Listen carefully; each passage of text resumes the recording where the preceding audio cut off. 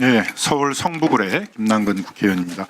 먼저 그 경찰청 직무대행 유재성 증인에게 물어보도록 하겠습니다. 요 앞으로 좀 나와주시죠. 예. 시간 좀 잠깐만 멈춰주시면 나올 때까지. 네. 많이 지났네 벌써. 예. 아니 1분 7분에서 다시 시작하십시오. 제 증인, 예, 참고인입니다. 예, 참고인, 예. 그 쿠팡이 이제 셀프 조사를 해가지고 실제로 외부에 유출된 정보는 뭐 3천 건 정도에 불과하다 이런 거 발표를 했는데 쿠팡은 사실은 이제 피의자이기도 하잖아요.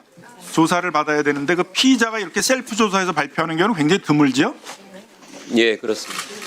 3천 건밖에 안 된다라고 그래가지고 이제 어떻게 보면 그 자기들의 책임들을 좀 은폐하려는 시도도 좀 있는 것으로 보여지는데 이 부분에 대해서는 좀 철저한 조사가 필요하다고 생각을 합니다.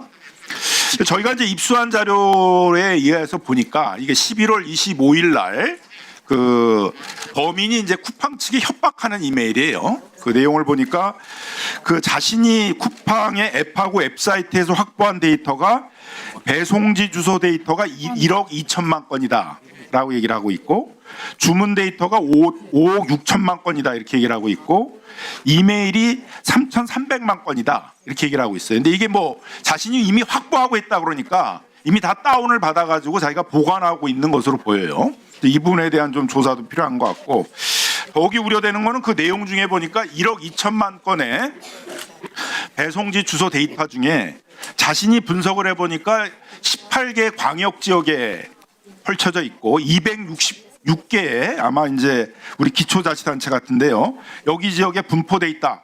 이런 내용을 보게 되게 되면 이미 그 주소 데이터에 대해서도 자기가 들여다보고 다 분석을 해본 것 같아요. 근데 쿠팡은 이제 뭐 이런 것들은 다 내용들을 숨기고 뭐 3천 건밖에 안 됐다 이렇게 좀 얘기를 하고 있는 것 같습니다. 3만 3천 건의 이메일 주소에 대해서도 자신이 분석을 해보니까 여러 도메인들로 다양한 도메인으로 되어 있다 이렇게 지금 얘기를 하고 있습니다. 그래서 저희가 보기에는 이 문건에 의하게 되면은 범인이 파악하고 분석하고 정보를 다운받은 게 3천 건 정도는 아닌 것 같아요. 훨씬 더 많은 증거에 대해서 이미 분석을 해보고 했던 것 같은데 그래서 이 쿠팡의 셀프 조사만 믿어서는 안 된다. 이 문건에 나와 있는 것에 대해서도 좀 철저한 조사가 필요하다고 생각을 합니다. 어떻게 생각을 하세요? 예, 그렇게 하겠습니다. 네, 모든 사안에 대해서 경찰에서 철저하게 조사를 진행하도록 하겠습니다. 개인정보위원회 위원장님께 좀 물어보도록 하겠습니다.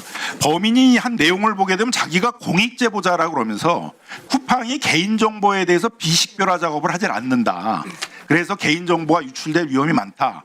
그래서 쿠팡이 그 개인정보를 그 비식별화 해가지고 익명화해가지고 보관해야 되는데 그런 조치를 안 하고 있기 때문에 자기가 마치 이 행위를 하는 것이다라는 식으로 얘기를 하고 있어요. 이번 좀 조사를 해보셨잖아요.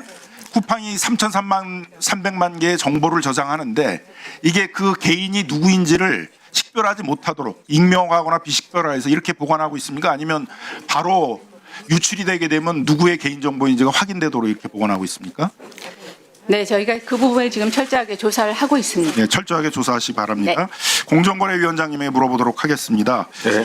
그 쿠팡이 이제 우리나라의 법과 행정을 완전히 깡그리 무시한다. 우리 소비자들의 분노 이런 거 다 깡그리 무시한다.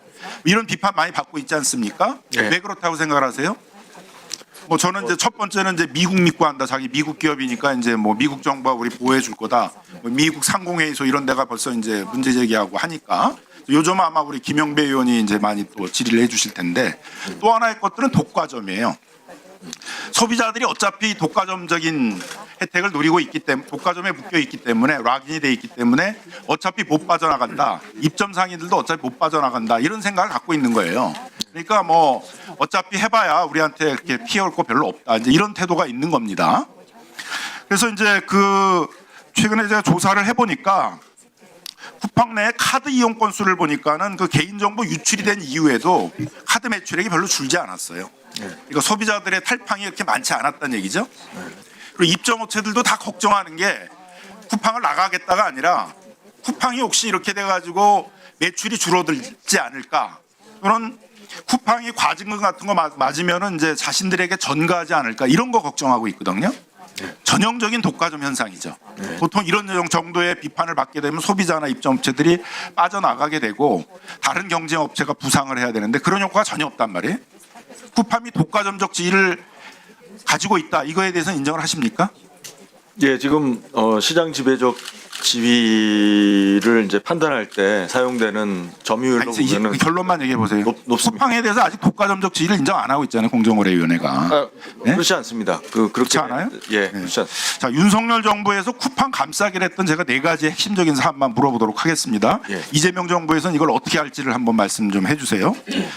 그 쿠팡 이제 독과점 행위 중에 가장 전형적인 것 중에 하나가 이제 자사우대행이라는 거예요. 세계적으로 독과점 규제법은 다 보편적으로 되어 있는데 그 자사우대행이라는 거에 대해서 특히 이제 규제를 강화하고 있죠.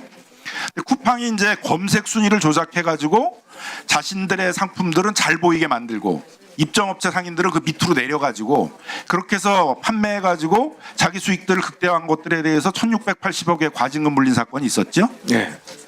근데 그거에 대해서 쿠팡을 독과점적 지위가 있다고 한 게 아니라 그냥 개별 불공정 행위로만 규율을 했어요. 예? 그것도 저는 뭐 그 윤석열 정부의 공정위가 쿠팡을 봐주게 한 것이다라고 생각을 합니다. 더욱이 문제가 됐던 건 그 앞에 거에 대해서는 조사를 하진 않았어요. 쿠팡이 이렇게 입점업체와 동일한 경쟁 상품을 만들 때 어떻게 하냐면은 입점업체한테 분석을 해요. 잘 팔리는 상품이 있으면 자신들이 플랫폼에서 데이터 분석을 하잖아요. 잘 팔리고 수익이 높은 상품들에 대해서는 어디서 납품을 받냐 이런 영업 비밀을 캐내가지고 거기 직접 가가지고 이제 앞으로는 우리 쿠팡한테 좀 납품하라 이런 식으로 해가지고 자기 PB 상품들을 만들었단 말이에요. 그리고 그 후에 검색 순위를 조작해가지고 자기 상품들을 위로 끌어올렸죠. 요 앞에 부분에 대해서 입점업체 영업 비밀을 빼내가지고 자신들의 PB 상품 만들고 했던 것들에 대해서는 공정위가 제대로 조사를 안 했어요. 저는 이것도 윤석열 정부의 공정위에 봐주겠다고 생각을 합니다. 이 점에 대해서도 좀 조사를 꼭 하셔야 됩니다. 예. 다음으로는 이제 와우 멤버십을 가지고 1,400만의 이제 와우 멤버십을 확보한 다음에 그 다음에 이제 그 멤버십 회원들에게 배달앱에서 쿠팡이츠를 이용하면 무료 배송을 해주겠다 이렇게 해가지고 배달앱 시장으로 진출했어요. 그래서 불과 1년 만에 서울에 있어서의 배달앱